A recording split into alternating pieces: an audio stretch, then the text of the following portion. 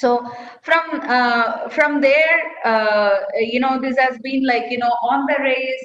So few companies, few internet companies initially started adopting data driven decisions. If you look at Google's backbone is data and nothing else, right? So for example, for a lack of better example, even if you take Amazon's backbone is about delivery. So they are into delivery business, they are not in data business. But if you look at Google, they're just in data business. What else that they're doing? They're taking data from a bunch of servers, distributing the data to a bunch of other guys, right? So and hence it's primarily data and algorithm playing a front role in some of these industries. So that those are the kind of that internet era around the 2000s, I would say, is the big defining turning point for this industry to stand where we are, right? So I would say data-driven decisions are very ubiquitous, right? So when we search Google, for example, or I don't know how many of you have Alexa, right? So all of these are just omnipresent in life today. Or when you order a cab or when you order food, there's a lot of bunch of machine learning models running behind the scene, to deliver the experience that you want. So it's not like when I started my career around 2004. So some of these data driven decisions were on theory, right? So everybody talked about it, and then there's only so much we did about it. But today it is like, you go from one place to another place, you navigate through GPS, and there's a bunch of machine learning algorithms running behind it, right? Or you order food, you order grocery, or you kind of take a cab, you take a flight, you book a train. So I think literally it is around in all these places. So I wanted to double click on some of the key areas, and some of the forerunners as well in this industry who has been using data for a long time to make decisions, right? So we'll go each industry. It's quite a lot there, so I'll try to cover few key points, maybe kind of stop here and there for questions. I'm okay if you want to speak out the question or type out the question. I'm either way fine with it. So bank and financial institutions, supposedly some of the bureaucratic organizations, supposedly some of the not so tech heavy organizations are one of the best adopters of data from a long time, right? So they have been, like I said, the first credit bureaus have come maybe somewhere in 1860s, something like that, right? And banks have been fundamentally itching to kind of get this data, get their hands around data, so that they'll be able to make decisions at scale, in terms of either giving a loan to somebody, not giving a loan to somebody, or how much loan to give, right? Or what is the interest rate to give. So dynamic interest rate pricing is a very common theme these days. Like, it's not only about whether to get a loan or not, but also at what interest rate should you kind of give the loan. So these are your classic pricing models that will tell you at what percentage of interest rate some customer will be willing to take a loan, and at the same time, what is the right interest rate so that the bank makes the money as well, right? And then there is the huge investments, where to invest, how much to invest, the classic investment banking case. Then there's this other area where the classic relationship managers, approaching customers who sell mutual funds, etc. There's a lot of models that go behind that as well. Whom should we target for? What kind of product? Given this product, should we recommend what set of portfolio to a customer? At what stage in a customer's journey, what kind of products should be given, right? So these are, and again, fraud is another area. So there is a difference between risk and fraud, right? Risk is when I got a loan and I didn't pay it because I couldn't pay it for whatever reason. That is a risk, right? Fraud is knowingly I take a loan, and then I know I'm going to default. I'm going to default and run away with it, right? So that is fraud. So a lot of the fraud models today, a lot of fraudsters, tracking the fraudsters, tracking who's likely to become a fraudster, are kind of being run by large-scale machine learning.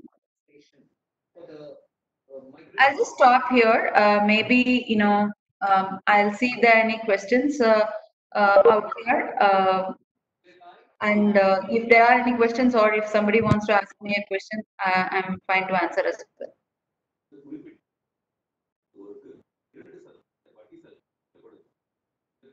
Any questions so far?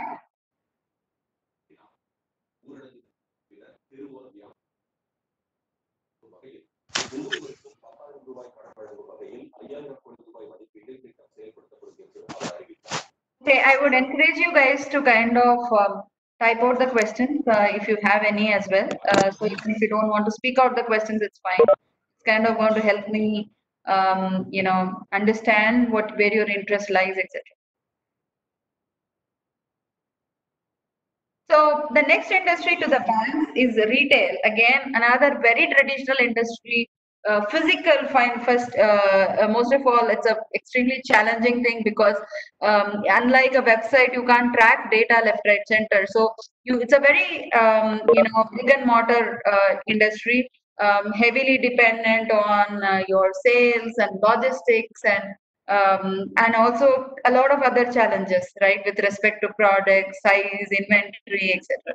But then this industry is also largely transforming with data. So one of the interesting projects that I would kind of take your eyes on is aisle tracking. Basically, as people go to these large retail stores, so India retail stores are not that large. They're here and there, they are large, but US retail stores are very big, right? Or any European big countries like Germany, etc., could have large retail stores. So in a large retail store, there's a lot of aisles where people walk, and there are these shelves across,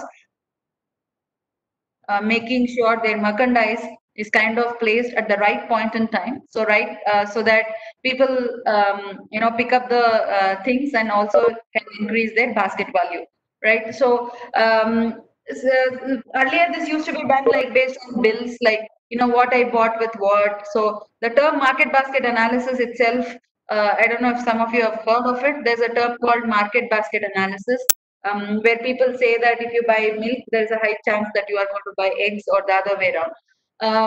So some of these things which were traditionally done only with the point of sale machine data are taking another way itself. So we want to understand, when a customer walks into a retail store across different aisles, what are the customer looking? Where is the customer's eyeballs going? What is the order in which a customer is shopping?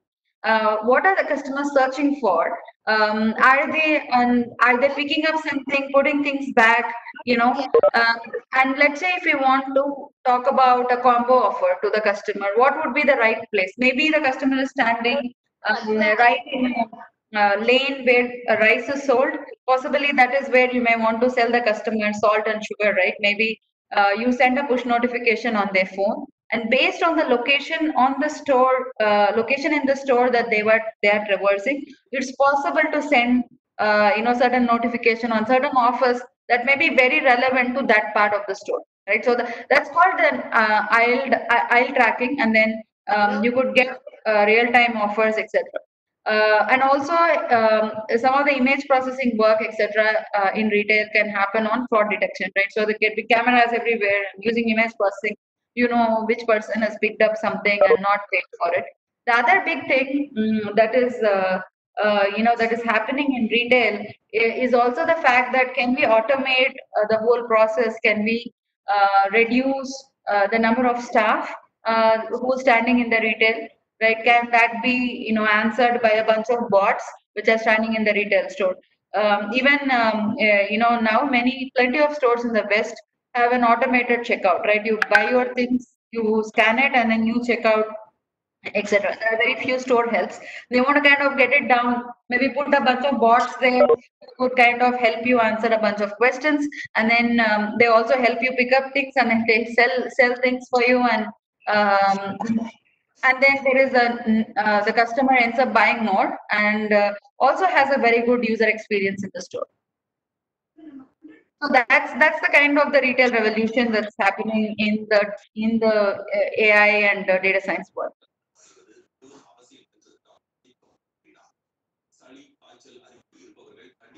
Yeah, I'm just thinking if how would I know if I have a question? Okay. They can raise their hands, Matangi. Okay. So I don't see anybody raising the hands, right? That's true, correct? Because I don't have a screen display here of people raising the hands. Hence, I'm checking their. Maybe you can let me know if there are any questions on the chat box. Right? Okay. Yeah. Got it. Understood. Cool. So, folks, any of you want to ask any questions so far? Okay. E-commerce, yeah, the most obvious one. E-commerce is built around data, right? The classic, Amazon recommendations. I'm not a big fan of Amazon recommendations, but yeah, Amazon recommendations became big at one point in time. So what they figured out was, hey, it's not only that people come buy something and grow, but it is also very important that we make them stay on the website, make them come back, possibly, they check whenever they feel like shopping and then click on something and buy, right? So e-commerce recommendations is a powerful thing. Another important thing in e-commerce is search. So millions of dollars get lost if you do not give the right item when you search for it. I'll give you an example. And there are a lot of companies behind just that search bar that you see in Amazon or Flipkart, etc. Some of these companies kind of Flipkart for once owns their own search team, but then there are other e-commerce companies where the optimizing the search results is powered by some other company at the back end. So I'll give you an example. So a lot of when this movie Frozen, I am sure a lot of you know about the movie, right? So when the movie Frozen was released, a lot of people were checking for Frozen, right? They were looking at Frozen merchandise, basically the Barbie dolls or DVDs or other fancy stuff, games and things like that. That's when people put Frozen on the search bar. They intended to search for Frozen movie, right? But they just typed Frozen.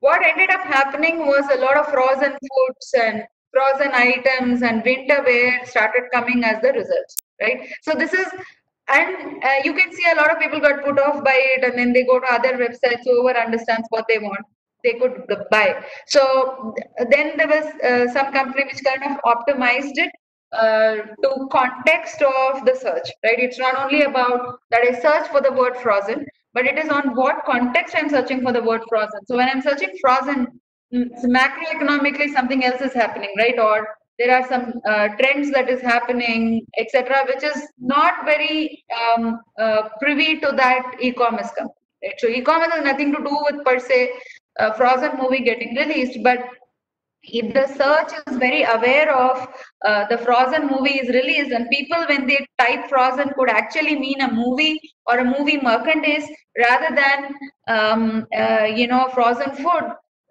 Possibly companies could have increased their sales, to a large extent, right? So hence search plays an extremely important role. Not only the searches have to be fast, but they also have to be what we call as semantic searches. They should be semantically right. What I think I mean when I write, I want to see the results, right? Classic example is Google, right? So when you type Apple, are you typing for an Apple company or are you typing for a fruit? Possibly you have a small child and then you guys have been learning fruits together. If you type apple, maybe the fruit apple should come, but maybe you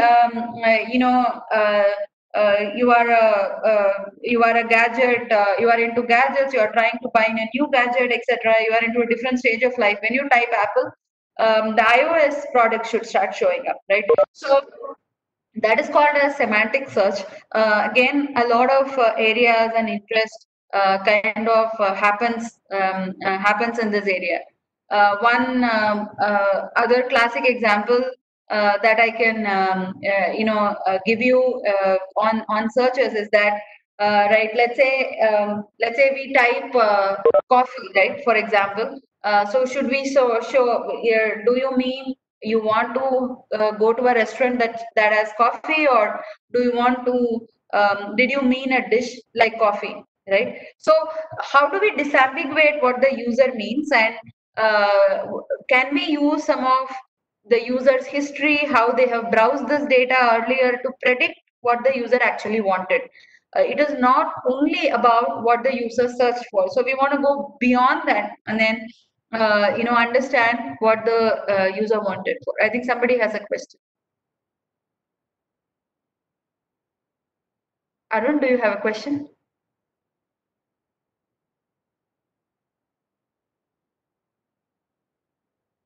Okay. So the other interesting thing that I wanted to kind of bring is this fabric discovery. So one of the e-commerce companies into clothing shop I know have been working on something called a fabric discovery. So based on the picture and description, etc., can we figure out the texture of the fabric, and hence can you make recommendations on kind of the things that somebody wears on the fabric that people prefer, right? So not only just so fabric is more a touch and feel kind of thing, right? But this is an attempt to kind of look at the texture, look at the description, look at the comments, possibly the feedback, as well as the picture, and to say what is it a cotton, is it a silk, what is the fabric about, right? And how, what is the kind of texture, is it smooth or not? And hence, what kind of fabric should we recommend to this user, and hence what kind of choices the person would like when shown, right, with the different types of clothes.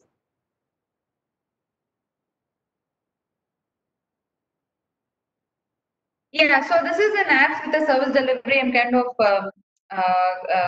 classifying them with, these are not only apps, so these are not your only Insta and Facebook, but these are apps with a real delivery app. So this could be your Ola, Uber, or your Swiggy and things like that. So what they do, of course, you're routing who gets allotted to which cab person.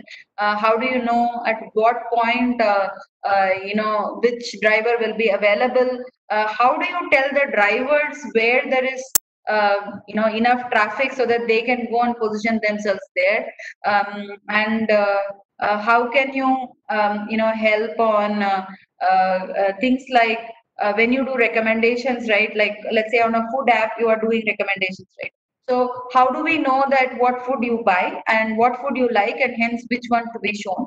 These are some of the things that's being worked with some of the digital app companies. Yeah, so this is again a very, very old industry, customer service.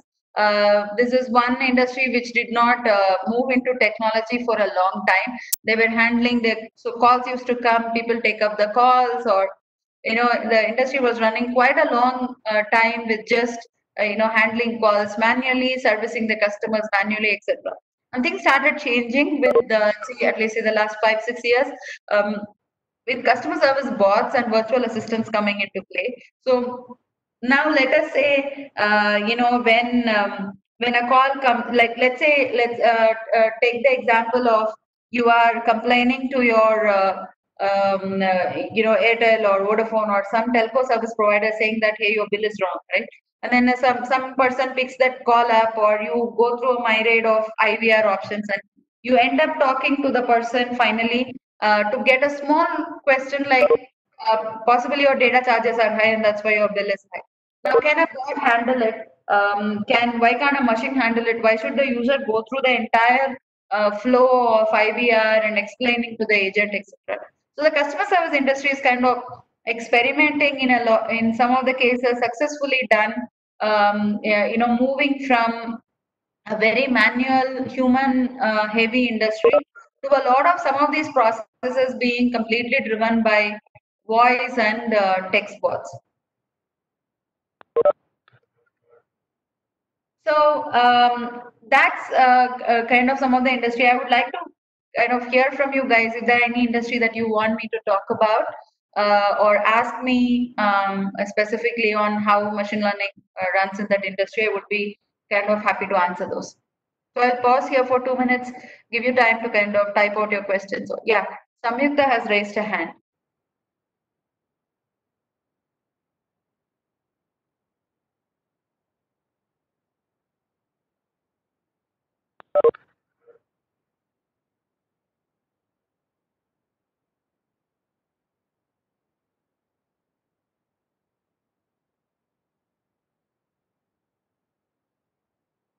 Okay, is there any questions? I thought some couple of people raised their hand. Please, Samyukta, can you type the questions? Hello, ma'am. This is Jagdish. Yeah, Jagdish, please. Hello. Yeah, please Yes, tell me. yes, ma'am. Ma'am, you are talking about the machine learning actually.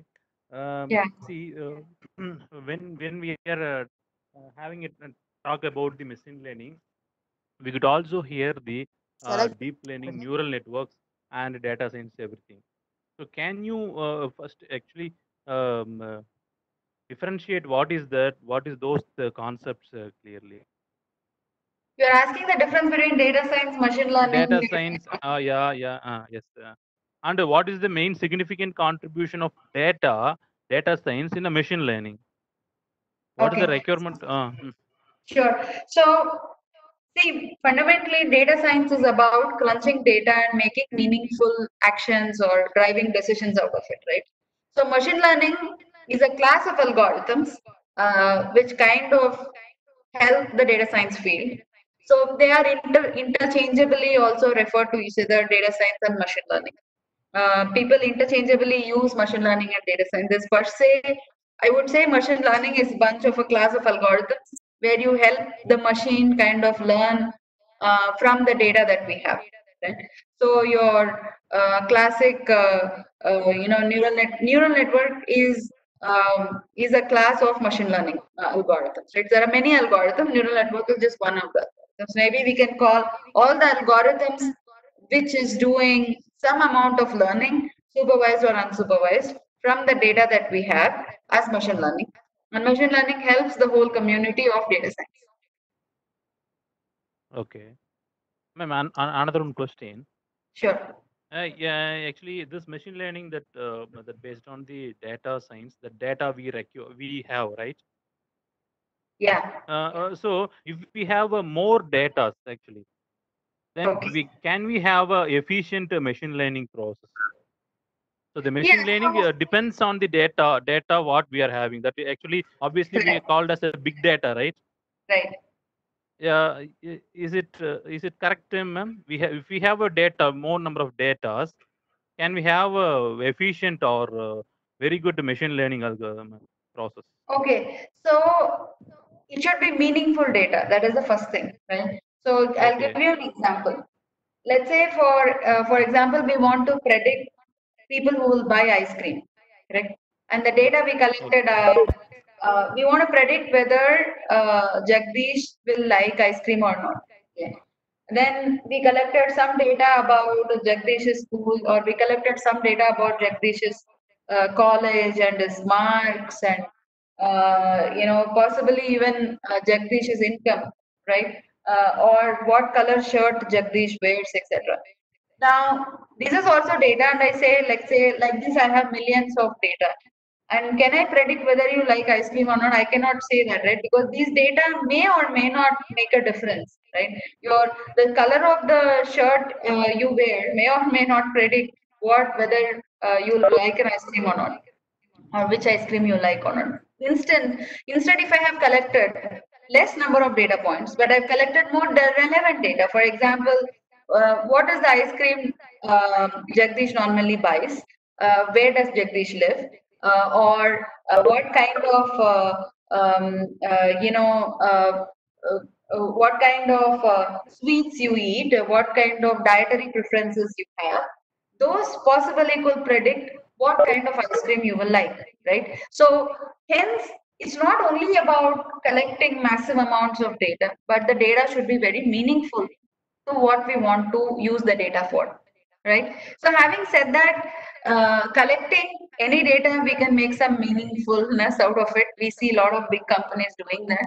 But at the point, at the core of all this is also the thinking, what data will help us solve what kind of a problem. And as much as big data and large data helps improve the accuracies of our machine learning models, it is also not necessary that they will be able to do it, right? At sometimes, even at small scale of data, even at 30,000 or 3,000 data points, we are able to solve some problem. And sometimes even 3 million data points cannot solve the problem. It completely depends on the type of data you collect as well as the type of problem. Okay, okay, thank you. So the big data is not a big concern here, right? Big data is good. So it's like if you again look at empirically, if you had large data, we are able to solve. So for example, image processing.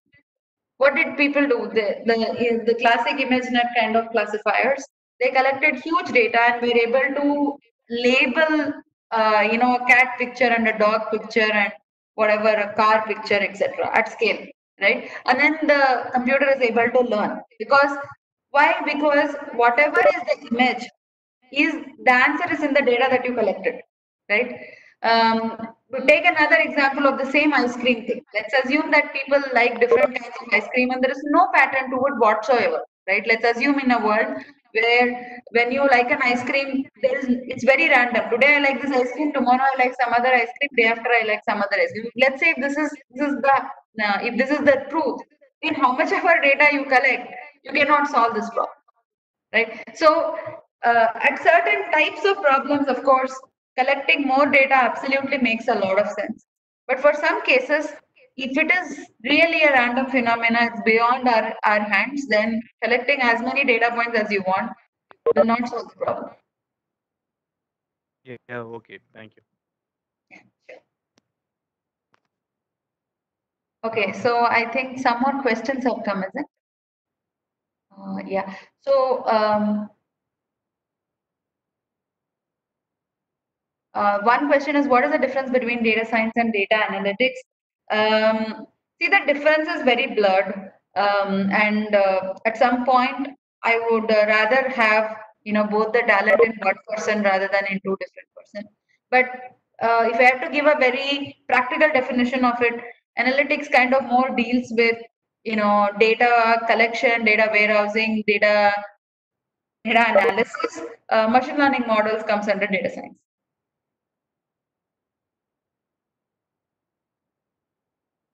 Any other questions?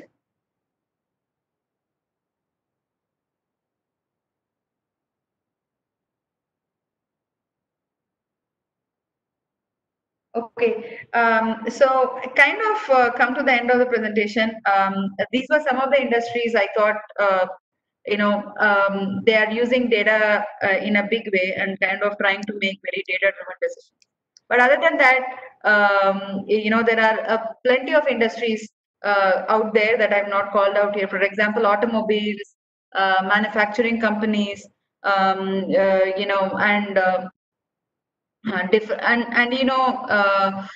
other types of organizations. So for example, telco, right? They also use data in a big way. I just told you a sample of how data gets used in an organization. Like I said, not only to support a decision that is already made, but actually to make new decisions, right? To make decisions at scale. So for example, your self-driving cars, right? They make decisions at scale at real time, to go or not to go, to stop, to turn left, to operate the gear, etc. So, and hence, in the limited time, I could only cover, so many of the industries. I'll take one more question. I think prerequisite for a person to start data science and machine learning. So, a prerequisite I would say is good understanding of math, having a flair for mathematics, and also being very curious to try and solve problems with numbers, right? Some amount of programming exposure is important for you to kind of start getting into the world of data science. There's plenty of courses online. I'm sure your college might also be offering certain courses in data science. But what will differentiate you from the others is your clear passion for math and problem solving, and your general problem solving ability, and also your flair for data and numbers as such. What is the scope for our ECs? How they can? So I would say, any engineering kind of gives you a lot of thinking into technology and math. So I'll urge you to take some courses in data science, but also uh, get your matrix multiplication, differentiation, integration, your fundamentals of math very, very right. And if your fundamentals are strong and you have a true passion for solving industry level problems, industry scale problems, then I think you should venture into this field. How to learn machine learning, machine learning is a subset of AI. See, these are general buzzwords. Machine learning, AI, data science, kind of are very changed, can be interchangeably used with each other. There is no per se one definition is right, etc. Like I said, machine learning is more algorithmic. When somebody says I'm a machine learning person, which means they are referring to the algorithmic part of the job. Data science is more, uses machine learning to solve data problems at scale, whereas AI is the same thing, using machines intelligence to solve the problem. What should I need to study to begin a career in data science, ma'am? Please suggest me where and how to start learning data science. Like I said, start looking at some of the online courses. There's a lot of material available across. You could get your Python and R fundamentals going as well from the programming perspective, and also take a course on data science and machine learning. Yeah, Madangi, actually our students everyone is interested in this innovation technology, because we have 5 innovation technology in our college, and we are working towards that. One is AR, VR, another one is data science, data analytics, and IoT, robotics and automation, and 3D printing. Additive manufacturing, like that. We have this innovative technologies, and we too have also our industry verticals, like smart city, fintech, aerospace and defense, healthcare, energy, automobiles, agriculture, like that. So our students are really want to explore in all the area. Instead, they can focus on one particular area. Now, how do they go on, and how do they get pattern like you? That is what really their intention. Probably we put like that. They would like to have expertise, and also they want to meet out the industry standard. They would like to have a patents. Yeah, so patent is going to be coming from organization. See, for doing a patent, you need something to be protected, so you can legally take an action against some other company who has the same idea, right? So and hence as a institution you can have patents, madam. So that is possible, and for that the idea should be worthy enough, and you should want to have it in your defensibility. That's the reason why you should do patent. Any idea is good for patent as long as it's new, and fundamentally it has to be new and first time around. So there are patent lawyers, etc., who can help filing a patent. But you should ask fundamentally one question: that do you really want to make this very defensible, or do you want to open source it? If you want to open source it, research papers and things like that are better than doing patents. But if you want to protect it, then patents are the right way to go about. Sorry. If they would like to proceed like that, they have to be expertise. So expertise in data science may be the first step that they should do. Fundamentally, that's where I said they could take a Coursera or a Udemy course or something like that. Get your learning is completely open these days, right? So people can take a course on it. Start solving Kaggle problems. Somebody asked what is the right programming language. Today it's Python and R. I don't know tomorrow what it will be. But those could be your tools to start, start building your fundamentals in data science. Patent is more about an idea. So as you kind of start working, yes, you can come up with an idea, and then if it can be protected, if it has to be protected, then you should go and file for an IP and a patent. Actually, I would wish that you can take one session on the process of how to get into this innovation. Since you had already gone through such a thing, that is where how to do that process, how do we approach things, it is all important. Am I right? Sure, So sure. probably Yeah. you can spare one more session Sure. when you find your time, since you have this many patents and you have all these ideas and you have worked with team. What are the things they have to follow? How do we get into ideas? How do we explore? Though we are actually implementing design thinking concept, every team is divided and they mingle with each other and they talk to customers and they really come up with ideas. Now we are implementing the design thinking concept. So we are getting patents, but we want to go further because there is a thirst in students and faculty members. So I would like you to come for one more session. Sure, madam. Also, if possible, you collaborate with us. Since Jaigita is there, we have intelligent students who are really ready to do work. And if it is possible, you can also collaborate with us. Sure, madam. Sure, we'll see that. Yeah, really, it is so nice of you to be here, and you're really given a wonderful lecture. And you have answered our questions very patiently. And yeah, I really liked it. Thank you. Thank you so much. Thank you. Thanks, everyone. Thanks for doing a patient listening. Matangi, 1 second.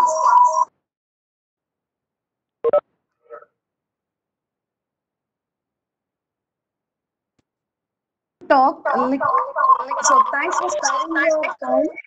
Okay. If you are near to the system, please move away from the system. Yes, ma'am. That's a EMI pa. Innapa?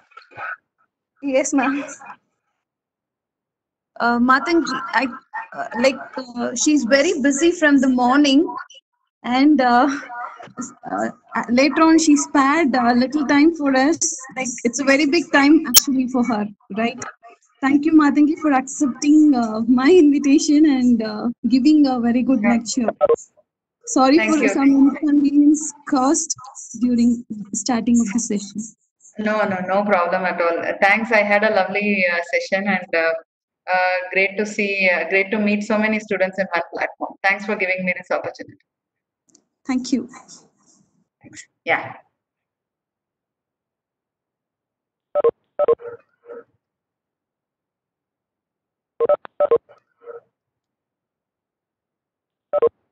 Who had attended for the meeting, thank you.